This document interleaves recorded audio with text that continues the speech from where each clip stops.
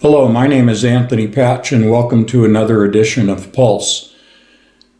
Today, the title of this presentation is A Coup for Peace, ? In case people are listening to this later, a coup for peace. Of course, I'm referring to Vladimir Zelensky, the unelected dictator, as Trump refers to him, the dictator of Ukraine. Sunday night, today is Monday, the 3rd of March. Last night, my wife and I, Kathleen, and I engaged in a spirited discussion, what we labeled a thought exercise. We characterized it as a thought exercise, an experiment, if you will, regarding the continuity of government. Not so much the Ukrainian government, which is what I'm going to speak of today, but last night's focus was the continuity of government with respect to the United States government. In particular, one of the three branches under the Constitution of the U.S. government, the legislative branch, and the continuity of that branch. So if you would like to hear more about that, the details on that, it was about a 2-hour discussion. You can go to anthonypatch.com. You can join us as a subscriber to our, subscriber to our live streams. Provide you access to over 900 live streams in our archives. Most of them are 2 hours in length over the course of since 2018. And also the archives to our monthly magazine, Entangled Magazine, which has been published since June of 2017. So quite a bit of information is available. At any rate, today we're talking about the continuity of government with respect to Ukraine, and more specifically, we could say the continuity of Zelensky himself. Going back to 2019, specifically the 31st of March of 2019, Zelensky was elected by popular vote, was elected to a 5-year term. Today in 2025, he has exceeded that 5-year term. He has now been in the position that he occupies now, both as president and now as de facto as a dictator for 6 years. Therefore, legally speaking, and this is according to international law, he is no longer a legitimate leader of the country of Ukraine and its people, its citizens. So 6 years. He's been in the last year, since 2022, 24th of February of 2022, when what Vladimir Putin portrays or labels the war, the military conflict, to be a special military operation. Since the outbreak of that conflict in February of 2022, Zelensky had declared, and it still continues to this day, declared martial law. Again, as you saw in the heated exchange between President Trump and Zelensky, on Friday of last week, Trump continued to say, you cannot dictate to us. You cannot dictate terms to the United States. In other words, as Trump has in other settings, in other venues, he has come right out and called Zelensky a dictator. And he was doing as much on Friday.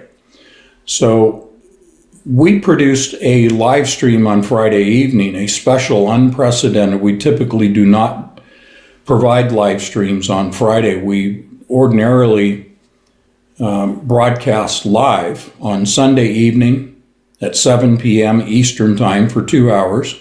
Then on Tuesday, typically another topic, Tuesday at 7 p.m. Eastern. And then on Thursday, we followed up Thursday last week with Friday because of what occurred in the Oval Office. So right now, I think if we pull back and kind of look at the big picture, how did this special military operation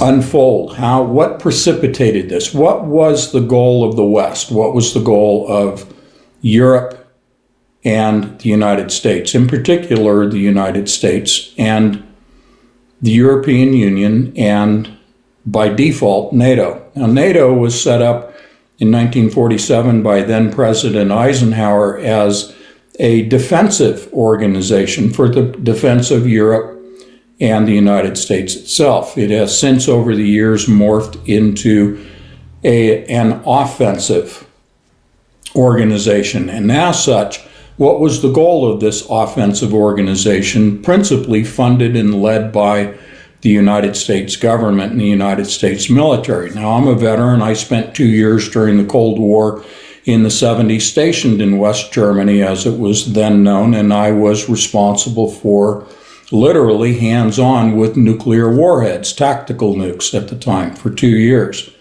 Nonetheless, without going down that rabbit hole, what got us into this was the West, again, principally the United States, and primarily the financiers, if you will, of the United States, both public and private, in particular organizations like BlackRock, seeking to develop the natural resources. And when I say develop, I mean actually take the natural resources in Ukraine, which you've heard over the last several weeks, this whole debate and this whole goal of accessing minerals, so-called rare earth metals, but it goes beyond that. It is also fertilizer, arable land for growing crops, and oil and other natural resources that the U.S. wanted access to. And that's really what led to a coup that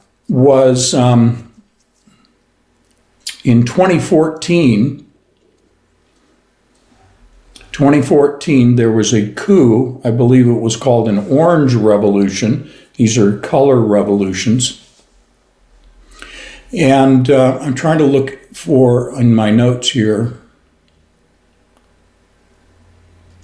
Anyway, there, I may find it as I go through this.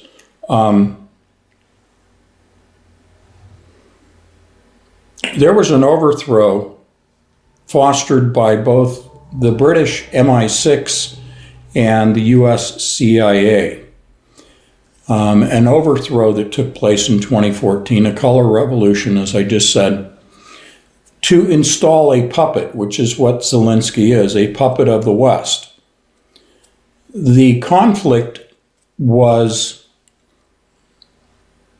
ordained, if you want to call it that, for the purpose of not only accessing the resources in Ukraine, but the resources, natural resources, vast tracts of natural gas and oil, crude oil resources, but natural gas in principle, as well as rare earth metals within the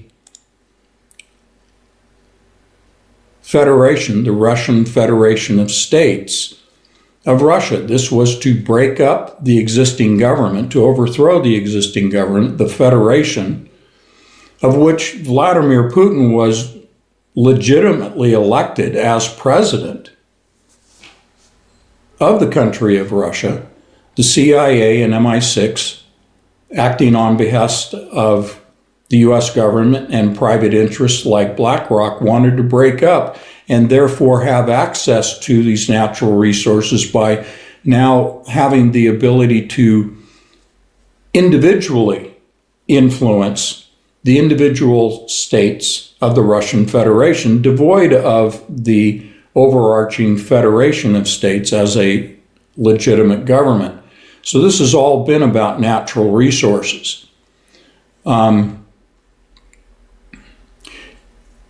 In 2014, there was an election that took place on the 25th of May, electing Petro Poroshenko, winning 54% of the vote. Poroshenko was sworn in as president on the 7th of June of 2014. Poroshenko was a puppet at that time of Western interests. The CIA installed Poroshenko. In 2019, there was an election that took place on the 31st of March in which Zelensky, again a puppet of the CIA and MI6, was elected as president, the sixth president of Ukraine, scoring a record 73.22% of the popular vote in a runoff against the incumbent, Poroshenko. Now, this was a coup, plain and simple, okay? So I found my notes. I want to be accurate in my reporting here. This was a coup on the part of CIA and MI6. So today's Pulse video is entitled "A Coup for Peace." So what am I getting at? And I have a lot of information to present, but I want to try to keep this very succinct. I'll probably elaborate tomorrow, Tuesday, at 7 p.m. Eastern in my live stream. I'll probably pick up this same topic, a coup for peace, and really dive into it, do a deep dive. But let me see how much I can compress into about 20 minutes today. Understanding that this was a coup and that there is now the setup for another coup. President Trump on Friday, in front of Zelensky, but really after that, over the weekend from Mar-a-Lago, and since then has said personally and also through the State Department and so forth, has said, through Marco Rubio, has said that there's no deal. There's no deal, mineral deal, as they're calling it now, but you understand the background to this. There is no deal without a peace agreement. And for his part, Putin has said there will be no ceasefire because a ceasefire can be easily broken. Putin has said to Trump, and in public, he has said, we need a peace agreement. Zelensky tried to back Trump in front of the cameras into a corner to get a commitment by the President of the United States for security agreement, a security agreement. The only negotiation that was taking place leading up to the Friday press conference with Zelensky in the Oval Office was an agreement for trade, a minerals agreement, an agreement for access by the United States to access the natural resources of Ukraine, which had been the primary objective within Ukraine itself. And then, as I just outlined, expanding upon that goal into Russia itself. So when you've heard the mainstream media saying that, Russia needs to be defeated, that Ukraine is the way to peace, that Putin is a dictator, those are all lies. And the whole goal has been access to the natural resources, call it profiteering, by the government as an agent for the private sector like BlackRock and many others. And when you hear about rare earth metals, you should also bear in mind that this is access in Ukraine and in Russia to uranium. Okay? Now, again, with that background, let's focus on what is going on since Friday, in which Trump said there will be no minerals agreement without a peace agreement first, and then we can talk about minerals.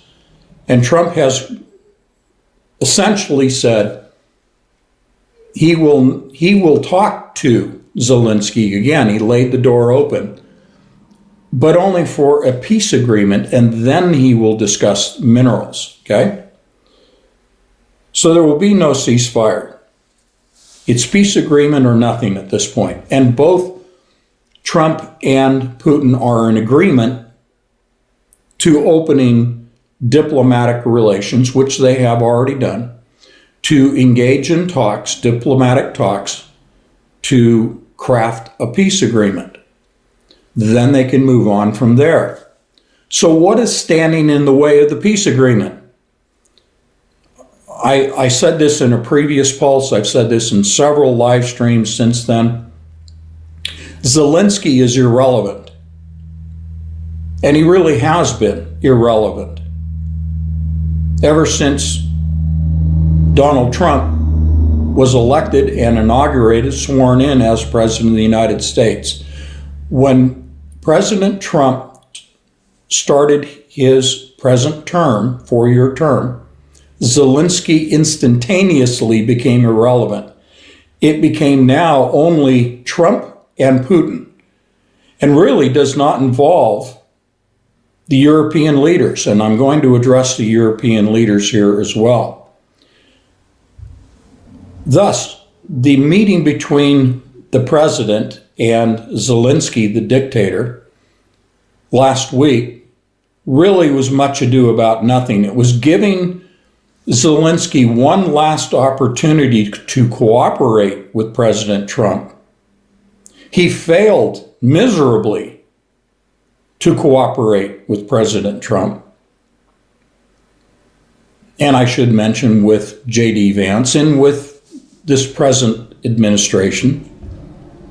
Therefore, he sealed his own fate on Friday. The CIA has been given orders, I am quite confident, been given orders by the Trump administration, by the president himself, and MI6 as well. MI6 doesn't take orders from President Trump, but Starmer has given his orders behind the scenes to MI6 that there will be a coup because Zelensky is irrelevant. He stands in the way of a peace agreement. Now, Starmer has come out, as you've seen in the media since Sunday, saying that there needs to be a peace agreement, but we have to do this through doubling down on the financial support and the military support and boots on the ground as a peacekeeping force in Ukraine.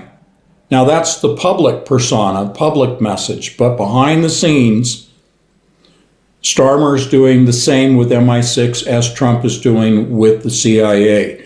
They are going to together, as they did back in 2014, they are going to displace Zelensky, the impediment to a peace agreement, from his position, his illegal position as an illegal dictator in Ukraine. Now, I'm not going to go into how that could be accomplished. You can certainly learn from the examples of history to understand how coups are carried out. But the point here is a coup is underway. In fact, I said on Friday evening in my special live stream presentation that I expected within 24 to 48 hours that he would be replaced, probably by a Ukrainian general who is the ambassador to Britain right now, who is friendly both to the West and to Russia, he being ethnically Russian himself. At any rate, the point here is that there will be another puppet installed in Ukraine to serve the interests of really both Russia, sounds odd, but Russia and principally the United States, but also the leaders of the European countries, the NATO countries and the European Union countries. So let's talk about what the leaders have been saying. Macron met with President Trump. Starmer has met with President Trump. So the agreement here is from the European leaders to their population through the media, the state-controlled media in Europe, that they are going to, as Starmer has said, double down in their support of Ukraine. Again, this is all for public consumption. What is going on behind the scenes is that the European leaders are trying to show, let me again say the public persona is show to their citizenry that they are, number one, trying to protect Europe from Russian aggression. This is the propaganda position that is put out, is that Russia is the aggressor, Russia is the enemy. There is an existential threat to the European nations posed by Russia itself. Well, nothing could be further from the truth, okay? And we see that by the statements that have been repeated since 2022 made by Putin himself. The issue here is that the European leaders need to present themselves as protecting their individual countries from Russia. Now, what is going on behind the scenes, as I was about to say, and I'll dive into it right now, is that the European leaders understand that they have no financial ability, therefore no military ability, to come up against Russia. And they understand that it is a provocation of Russia to place boots on the ground. So all of that is much ado about nothing. All of that will never materialize. There has been some discussion that the threat of placing European boots on the ground, some 25 to 40,000 troops as peacekeepers, that the threat of doing that, not so much a threat against Russia, posing a threat to Russia, but more a threat to the United States, that should peacekeeping forces physically be placed in Ukraine, they understand that the statements by Putin, that should that occur, that those troops would immediately be labeled and considered classified by Russia as combatants, and therefore under the special military operation, which of course is a war,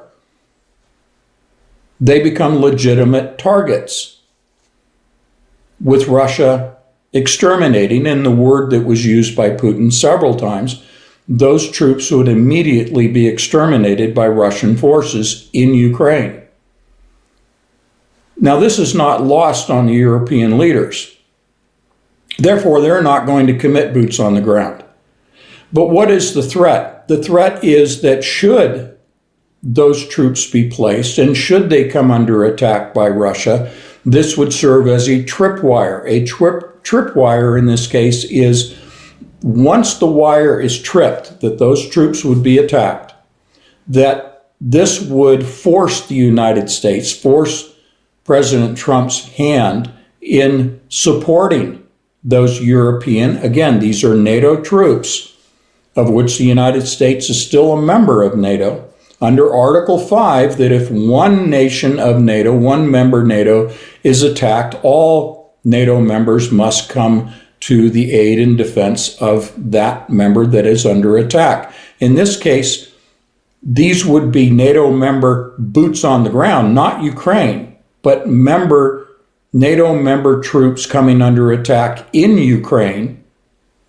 Therefore, the United States would be compelled under Article 5 to come to the aid of those European NATO member troops on the ground coming under attack by Russian forces. Now, what is not well understood is that Article 5 is not a mandate. It is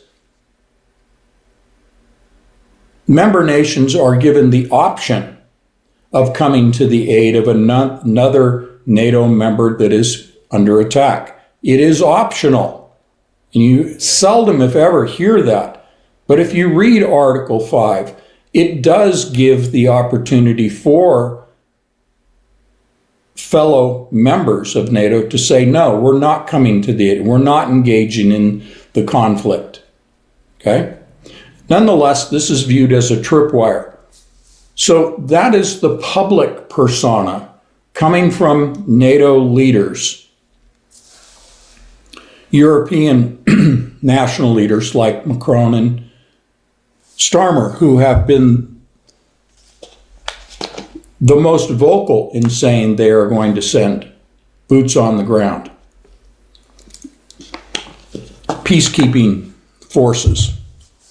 But none of that is going to happen, and they know it's not going to happen. One, it would be political suicide. At the moment that any of those NATO troops come under attack, it's political suicide for those leaders. Number two, they don't have the economic wherewithal to be able to do this. Starmer has said that they are going to provide economic aid as a loan to Ukraine.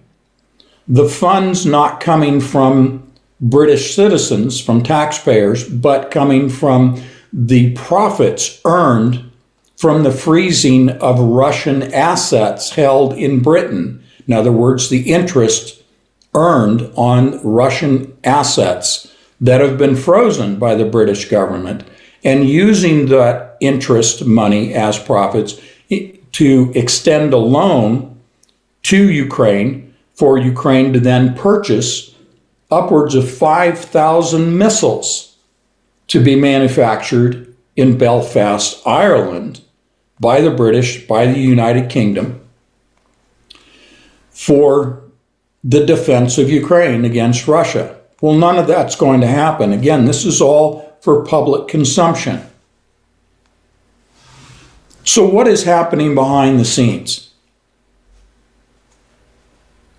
The European leaders are working with President Trump to coordinate a coup in order to install a new leader so that a peace agreement can be reached. Why? Why would the European leaders do that when they say one thing to the public and do something entirely different behind the scenes? Well, again, they don't have the military wherewithal, they don't have the financial wherewithal, but they don't have the political platform to survive doing what they're saying in public. Therefore, they know for their own political survival, Zelensky needs to be overthrown, whatever the mechanism and manner that happens to be. But this is where MI6 and CIA do what they do best. Color revolutions, coups, overthrow from within, regime change. That's their primary mission, is regime change, bringing in a regime favorable to Western nations, Western forces. So they're going to do what they do best. Because this then opens up the opportunity for negotiations to begin. And this is where the European leaders actually are going to come out in front of the cameras and say to their citizenry, due to this change in leadership in Ukraine, which they will claim, they won't even hint of any involvement in the regime change. Of course they would never. But what they will do is say that due to the regime change, European countries, which includes NATO, will join with President Trump in opening up diplomatic channels and negotiations moving forward for a peace agreement to be signed not just by the United States with Russia, but with the European NATO nations and the EU at large with Russia. Why would they do an about face at this point? Why would they say, oh, we're going to double down, Starmer saying that, and support Ukraine, and yet within a matter of days, I think, following a coup, they would do an about face and say, okay, now we're going to negotiate with Russia. When up to this point, they've been completely unwilling to open up a dialogue with Putin. It goes back to access to the natural resources in Russia, beginning with Ukraine, because Russian forces occupy, let's just say, about 1/3 of Ukraine right now. And most of the rare earth metals, the minerals, the natural resources that are being discussed reside within Russian-controlled territory within Ukraine. So access to those would be the outcome of a peace agreement, because what Putin primarily wants to engage in, and President Trump likewise, in agreement with Putin, wants to engage in, is peace through trade.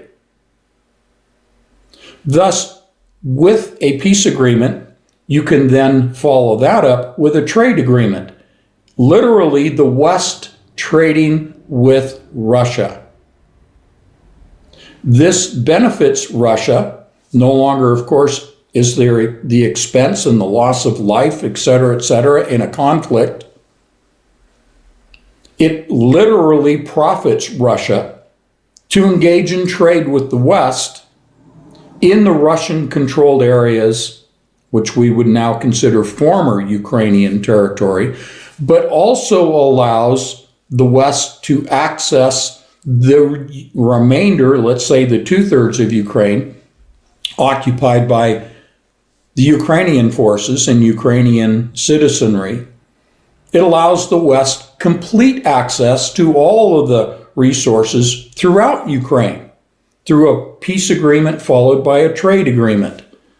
Now, interestingly, this can also extend into Russia itself, the sovereign territories, the Federation of States of Russia, access through yet another trade agreement between the West and Putin and his administration. Again, it profits the Russian administration to trade with the West with their states in the Federation. Again, I'm emphasizing here the art of the deal, okay, the label placed on President Trump. That translates obviously to trade, and trade translates to peace. You cannot have trade, which means profits. That's what they're all after, profiting. Private sector profiting in the Western side through organizations, companies like BlackRock, which has invested millions upon millions into Ukraine. It opens up the private sector and the public sector. The governments serve the private sector. They wash each other's hands, right? They financially support each other.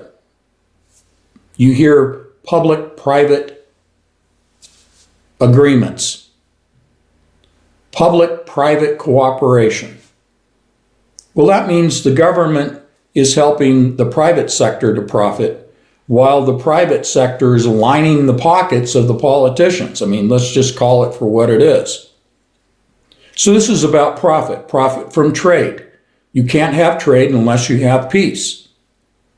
You can't have peace unless you overthrow the present regime of Ukraine, which is preventing peace, which is what the outcome of the conflict before the cameras on February 28th in the Oval Office resulted in.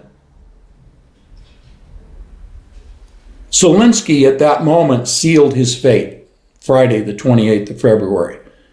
It's been characterized as a watershed moment in the relations between the U.S. and Ukraine, meaning Zelensky. All of these meetings Zelensky had over the weekend with European leaders was all window dressing. European leaders were glad-handing Zelensky, calling him a hero in front of the media portraying him and propagandizing to the citizenry that, you know, he's a war hero, he's fighting the good fight, he's protecting European nations from the aggressor, Russia. So you do have a certain percentage of the citizenry that have been fooled into believing this. And so it serves the politicians to prop him up after he was just literally kicked out of the Oval Office, kicked out of the White House. He was summarily ushered out of the White House. So to save face and make it appear that the European leaders were still in a position of power, that it didn't matter what Trump did to Zelensky in response to what Zelensky did to the President of the United States, which was, number one, not to say thank you, and number two, to disrespect the President in front of the media, the world media. He'll never come back from that. As I said, he sealed his fate. But European leaders needed to appear that they were still in a position of power, and that position was in defense of Europe against the Russian aggressor.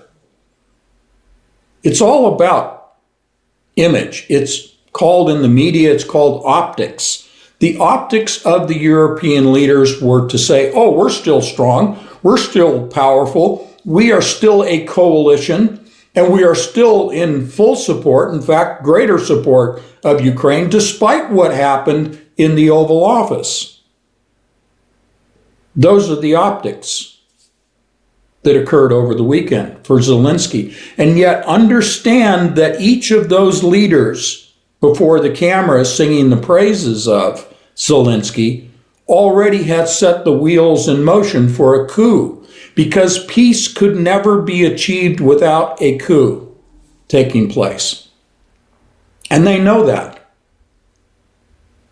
And they know that financially they cannot afford this war anymore, and they cannot politically afford to have any of their soldiers killed, because they will be kicked out of office by their own constituents. This all comes down to trade and profit. And none of that is realized unless there is peace. Peace doesn't mean that they're going to be friends. The European leaders and Donald Trump going to be friends with Putin, but there can be mutual collaboration. And I said this in my last Pulse video. There can be collaboration between Western nations, including Trump, and Vladimir Putin. They can collaborate, but they don't necessarily have to be friends. How do they collaborate then? Because both sides are going to profit, which is the essence of the art of the deal. Both sides walk away from the collaborations, from the negotiations, perceiving that they've won something from the other side. In fact, I'm putting out the paradigm that it does not even need to be an adversarial relationship. They do not need to look at it as a negotiation, that they've won something, taken something from the other side, because there is no other side. There's only one side. There are those that want to collaborate, literally all sitting on the same side of the table, laying out on the table their individual mutually exclusive assets that they can share with each other, share through trade. They collaborate, selling assets to each other, thus all of the parties profiting by collaboration. This is the paradigm that I've been putting out. I'm not being naive. I'm not putting on rose-colored glasses, but this is what Trump is trying to put forth, and I'm not putting Trump on a pedestal. He has his faults. We understand that. But in order to bring peace to the world, there needs to be collaboration. Collaboration is through not adversarial trade relations, but mutually beneficial trade relations results in peace. This is what is really behind the coup. Zelensky is the impediment. If you look at a chessboard and you say, what is the last remaining piece on the chessboard that is impeding success? Now here we do have an adversarial metaphor, but what do I have to do to my opponent on the chessboard to achieve success? How do I defeat my opponent? Well, the last piece on the chessboard at this point is Zelensky. And he will be removed from the chessboard.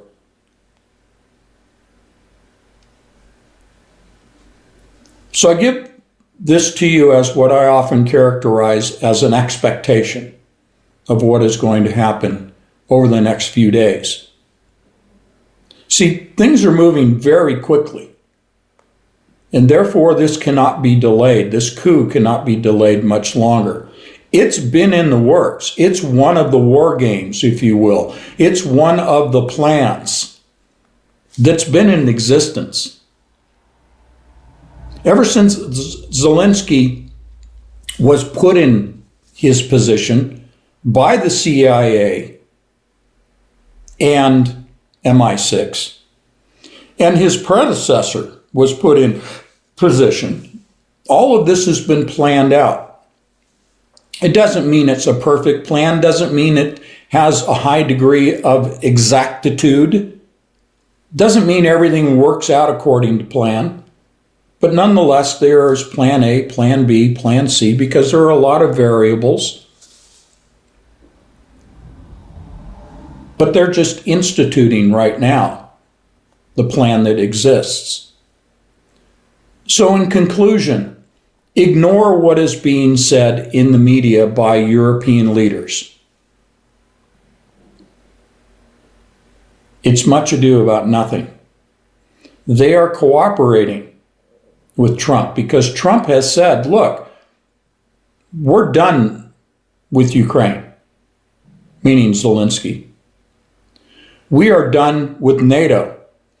Each of you need to put up, depending on the nation, between 2% and 5% of their GDP over a period of time if they want NATO to be fully funded, fully armed, fully capable, fully operational.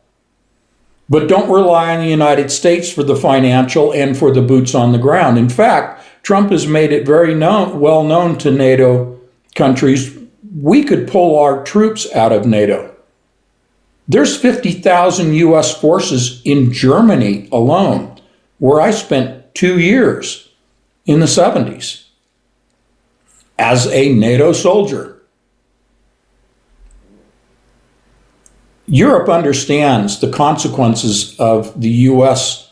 withdrawing funding and withdrawing troops. And think about it, when I lived on the German economy, I rented an apartment.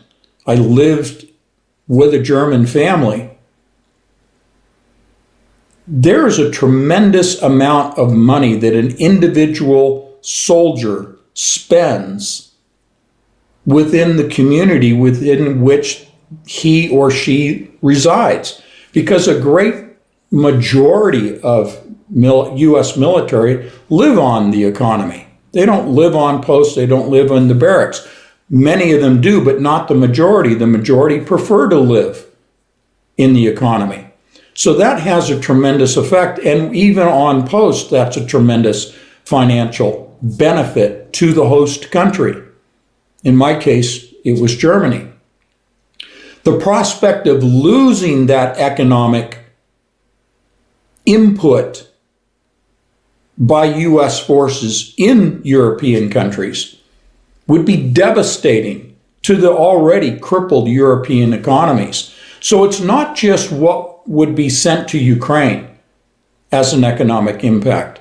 It is the loss of U.S. spending that would cripple the European economy. And the leaders know this.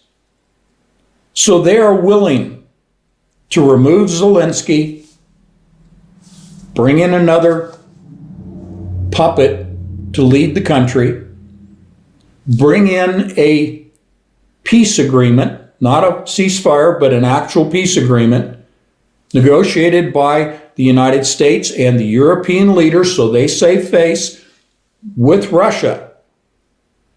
Then, on the part of Ukraine, there is now the ability for legitimate elections to occur. Yes, MI6 and CIA will influence the outcome of those elections, but for the public consumption, legitimate in air quotes, public elections would be possible, feasible, and would occur in Ukraine. Again, because with elections occurring, you have, in the world view, legitimate leadership in Ukraine, which means trade negotiations can take place because you have a legitimate government. Okay? You have a president and a prime minister. There are dual leadership roles under the Ukrainian constitution. One is leading the state and the other is leading the government. Okay? A president and a prime minister. Therefore, that allows the legitimate government and its legitimacy to engage in trade agreements. That's how I see it. For whatever it's worth, just one guy sitting here speaking with you. Don't believe the mainstream media. I know you already know that. But this is what's going on behind the scenes, and I believe there will be a coup that will be announced, revealed to the world, perhaps this week, because events are unfolding very quickly. And don't forget, President Trump, you've seen him in action. He's a pretty emotional guy. He appears very stone-faced and very stoic, but you've seen his emotions erupt. And Friday was a prime example of that. And you know that he issues orders very quickly. He makes up his mind. He's very decisive. So I'm sure there have already been orders that have gone out. And, you know, there's often this perception of the CIA and the elected government as being at odds with one another, and we could get into a discussion of the deep state and so forth and so on. Well, there's a revolution going on in the United States, and this has also impacted the CIA itself. I would offer this to you in conclusion. There is a modicum of cooperation taking place between this administration, elected and appointed, and the CIA itself. There is a degree of cooperation because they have mutual interests at stake. I'll leave it at that. Thank you for your time. I hope this was of benefit to you. I hope it helps to clarify, at least in my observation and analysis. I hope this clarifies things. We'll see how it pans out. There may never be a coup. I don't know. Zelensky has said, even prior to Friday, but on Saturday and Sunday, he repeated that if Ukraine were to become a member of NATO, and he was speaking about himself, if it required my resigning as the leader of Ukraine so as to pave the way for NATO membership for Ukraine, he said he was more than willing to step aside if the result would be the granting of membership into NATO for Ukraine. So I need to end on that. There were several points I was going to try to end, but this is the real one. Zelensky is irrelevant. Therefore, he can resign of his own volition, and it's of no consequence. It doesn't deny membership. It doesn't pave the way for membership of Ukraine in or out of NATO. It's irrelevant. It's never going to happen. Therefore, and I could elaborate, but I'm not going to, the whys and wherefores for all of that. Just understand that his most recent statements are, again, much ado about nothing. They're hollow. None of the Western leaders view his resigning as a way for Ukraine to join NATO. Because NATO, based on what the president has threatened, that the U.S. would withdraw financial and military participation, withdraw membership, U.S. withdrawing from NATO. NATO itself is nearly irrelevant on the world stage. And I do think at some point, not immediately, but at some point in the relatively near future, the U.S. is going to, President Trump is going to withdraw U.S. membership in NATO, and NATO will cease to exist as an organization. Why would he do that? There's economic and political consequences, but it comes back to trade. The question has often arisen, what leverage does President Trump have with Putin going into negotiations? He can very well say, Vladimir, let's enter into a peace agreement, let's enter into a trade agreement, let's share assets and resources, let's help each other profit. And to show you that I'm serious about this, I am withdrawing the United States from NATO. That doesn't put us in a position of insecurity, to use that word. It actually results in increasing the security of the United States and the West, because peace comes through trade. Look at what Vladimir Putin has done with a previous foe, China. Look at BRICS. Now, BRICS is really becoming irrelevant as an organization, and that's for another time. But trade agreements is the way forward. That's how Putin views it. That's how Trump views the world. Their paradigm is peace through trade. And really, that's a good way to go. I think you would be in agreement with me on that, and therefore in agreement with Putin and Trump. Peace through trade. Even the CIA and MI6 agree to that. God bless you all.